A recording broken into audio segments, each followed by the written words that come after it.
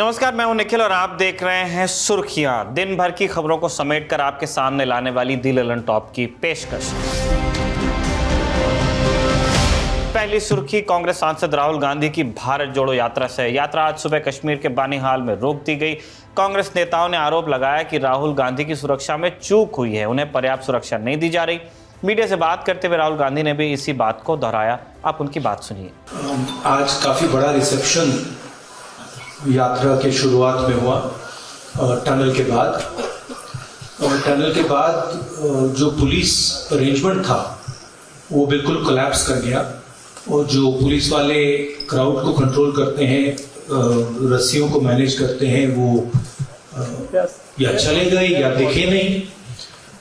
तो मेरी जो सिक्योरिटी डिटेल थी, उन्होंने हमें कहा कि हमें आगे नहीं चलना चाहिए, इसलिए हम नहीं चल पाए।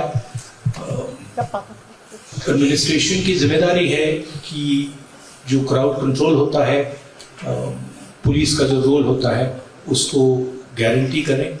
मुझे मालूम नहीं क्यों हुआ, बट कल और परसों ऐसा नहीं होना चाहिए। Thank you. वहीं दूसरी तरफ जम्मू कश्मीर पुलिस ने इस पर सफाई भी दी है। आधिकारिक ट्विटर हैंडल से किए गए ट्वीट में फोर्स ने कहा कि आयोजकों ने बानीहाल से यात्रा में शामिल होने वाली भीड़ के बारे में जानकारी नहीं दी थी। यात्रा की सुरक्षा के लिए सीएपीएफ की 15 कंपनियां, पुलिस की 10 कंपनियां तैनात थी। 1 किलोमीटर चलने के बाद यात्रा बंद कर दी गई। इसके लिए पुलिस से कोई चर्चा नहीं की गई। सुरक्षा में जरा सी भी चूक नहीं हुई। शेष यात्रा शांतिपूर्ण ढंग से जारी रही। ये फोर्स का जवाब था। इससे पहले आज सुबह यात्रा में जम्मू कश्मीर के पूर्व मुख्यमंत्री और नेशनल कॉन्फ्रेंस के नेता उमर अब्दुल्ला शामिल हुए। उन्होंने कहा कि वो किसी व्यक्ति की छवि के लिए नहीं, बल्कि देश की छवि के लिए यात्रा में शामिल हुए। दूसरी सुर्खी सिंधु जल बंटवारे से जुड़ी हुई है इंडस वाटर ट्रीटी। भारत सरकार ने आज सिंधु जल संधि में संशोधन के लिए पाकिस्तान को नोटिस जारी कर दिया। मीडिया रिपोर्ट्स के मुताबिक भारत ने पाकिस्तान से संधि का भौतिक उल्लंघन सुधारने के लिए 90 दिनों के भीतर सरकारी मीटिंग में भाग लेने के लिए कहा है। ये जल संधि भारत और पाकिस्तान के बीच सिंधु और उसकी सहायक नदियों के पानी का बंटवारा करती है। सिंधु माने इंडस। 9 साल तक चली बातचीत के बाद 19 सितंबर 1960 को प्रधानमंत्री जवाहरलाल नेहरू और पाकिस्तान के राष्ट्रपति मोहम्मद अयूब खान ने इस समझौते पर हस्ताक्षर किए थे। संधि के प्रावधानों के अनुसार भारत पूर्वी नदियों यानी कि सतलज, व्यास और रावी के पानी का निर्बाध उपयोग कर सकता है, जबकि पश्चिमी नदियों यानी कि सिंधु, झेलम और चिनाब का पानी पाकिस्तान को देना होगा हमें, ऐसा संधि में। अब हुआ यह कि भारत ने पिछले कुछ वर्षों में कई महत्वाकांक्षी सिंचाई प्रोजेक्ट्स और बांधों जैसे किशनगंगा और रातले हाइड्रो इलेक्ट्रिक प्रोजेक्ट के निर्माण की शुरुआत की, जिन पर पाकिस्तान ने आपत्ति जता दी, जबकि भारत का कहना है कि पानी का उपयोग संधि के अनुरूप ही हो रहा है। तीसरी सुर्खी है केंद्रीय सूचना प्रसारण मंत्री अनुराग ठाकुर के बयान से जुड़ी हुई। पिछले कुछ समय से लगातार चल रहे फिल्मों के बॉयकॉट ट्रेंड को अनुराग ठाकुर ने गलत बता दिया। सुन लीजिए मंत्री जी ने क्या कहा।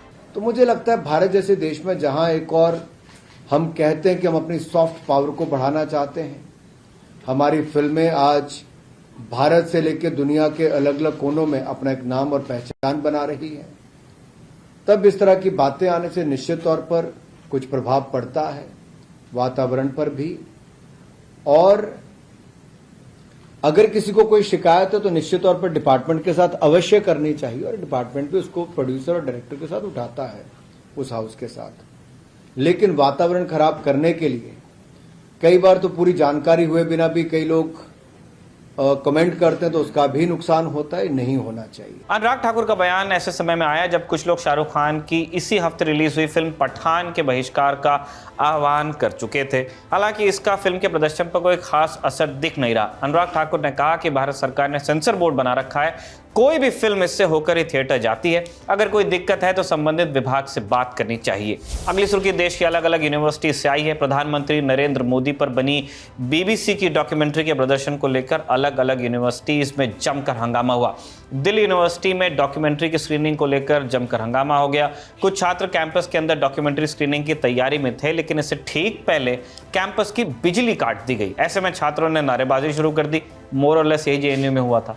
पुलिस ने आर्ट्स फैकल्टी से करीब 24 स्टूडेंट्स को हिरासत में भी लिया, जिन्हें बाद में छोड़ा भी गया। इसी तरह कोलकाता के प्रेसिडेंसी कॉलेज में भी स्क्रीनिंग से पहले बिजली कटने के बाद छात्रों ने हंगामा किया। डॉक्यूमेंट्री स्क्रीनिंग को लेकर इसी तरह की खबरें हैदराबाद यूनिवर्सिटी, पंजाब यूनिवर्सिटी और अंबेडकर यूनिवर्सिटी से भी आई। आखिरी सुर्खी जुड़ी है अडानी समूह और भारतीय जीवन बीमा निगम LIC से। शेयर भाव में घालमेल के आरोपों के बीच LIC ने एक बार फिर अडानी समूह में निवेश करने का फैसला लिया है। दर्शक जानते हैं कि LIC अडानी समूह में एक एंकर इन्वेस्टर है। एंकर इन्वेस्टर एक ऐसे विशेष तरह के निवेशक को कहा जाता है। सामान्यतः ऐसा इन्वेस्टर कोई संस्थान या कंपनी होती है जिसे किसी दूसरी कंपनी के शेयर IPO खुलने से पहले एक तय दाम पर बेचे जाते हैं। इसी माध्यम से LIC ने अडानी समूह की कंपनियों में निवेश किया है। फिलहाल LIC के पास अडानी समूह में 4.23% की हिस्सेदारी है।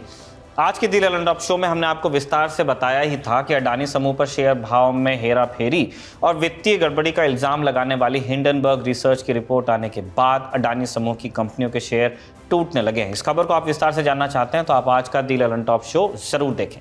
अब खबर आई है कि हिंडनबर्ग रिपोर्ट से मची हड़बड़ी के बीच LIC ने एक बार फिर अडानी समूह में निवेश करने का फैसला लिया। जैसे कि हमने आपको बताया, आज आए यानी कि 27 जनवरी को आए अडानी एंटरप्राइजेस के FPO में कुल 33 इंस्टीट्यूशनल इन्वेस्टर्स ने खरीदारी की है। इनमें से एक LIC भी है। अडानी में LIC ने तकरीबन 3 अरब रुपए का अतिरिक्त निवेश करने का फैसला लिया है। ये जानकारी LIC की फाइलिंग में सामने आई है, जिस पर इंडियन एक्सप्रेस अखबार ने एक खबर भी की है। दर्शकों की जानकारी के लिए बता दें कि अडानी के शेयर टूटने से LIC को 2 दिन में 18,500 करोड़ का घाटा हो चुका है। हिंडनबर्ग की रिपोर्ट पर दी ललन टॉप ने अडानी समूह से संपर्क किया था। उनकी ओर से अब जवाब दिया गया है। हम वो जवाब भी आपको सारे शेयर कर रहे हैं। हमारा पहला सवाल था कि क्या अडानी समूह की कंपनियों पर इतना कर्ज है कि पूरे समूह की वित्तीय स्थिति पर असर पड़ सकता है। अडानी समूह के आधिकारिक प्रवक्ता का कहना है कि ये आरोप निराधार है। समूह ने अपनी कंपनियों के वित्तीय आंकड़े भी हमसे साझा किए, जो आपको स्क्रीन पर नजर आ रहे हैं।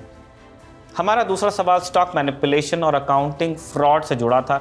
इस आरोप को भी समूह ने निराधार बताया। हमारा तीसरा सवाल था कि क्या अडानी परिवार के लोगों ने मॉरिशस, साइप्रस, UAE जैसे देशों में कंपनीज बनाकर वापस अडानी समूह में इन्वेस्ट किया। इस पर समूह का कहना है कि इस संबंध में जानकारी पहले ही सार्वजनिक की जा चुकी है। हमारा चौथा सवाल था कि क्या अडानी समूह की कंपनियां या समूह से जुड़े लोगों पर कानूनी कार्रवाई हुई है। इस पर समूह का कहना है कि ये सारी जानकारी संबंधित सरकारी एजेंसीज के पास मिलेंगी। समूह ने अपनी ओर से जानकारी सार्वजनिक की हुई है। हमारा पांचवा और अंतिम प्रश्न था कि क्या अडानी समूह हिंडनबर्ग रिसर्च की रिपोर्ट में उठाए 18 सवालों का पॉइंटेड रिबटल यानी जवाब देगा। इस पर समूह का कहना है कि उन्होंने इस संबंध में पहले ही सारी जानकारी सार्वजनिक की हुई है, जो कि FPO के लिए जारी प्रेजेंटेशन में शामिल की गई थी। वो प्रेजेंटेशन भी उन्होंने हमसे शेयर किया हुआ है। ये थी आज की सुर्खियां। अगले एपिसोड में आपसे मुलाकात होगी। ऐसी कामना के साथ लेते हैं विदा। देखते रहिए दी ललन टॉप। सिर्फ 59 रुपए महीने में पाइए YouTube पर LT प्रीमियम। किसी भी प्लेटफॉर्म से 3 दिन पहले देखिए हमारे प्रीमियम प्रोग्राम जैसे guest in the news room, किताब वाला आदि। इसके अलावा बहुत कुछ। सब्सक्राइब करने के लिए ललन टॉप के YouTube चैनल पर जाकर क्लिक करें ज्वाइन बटन।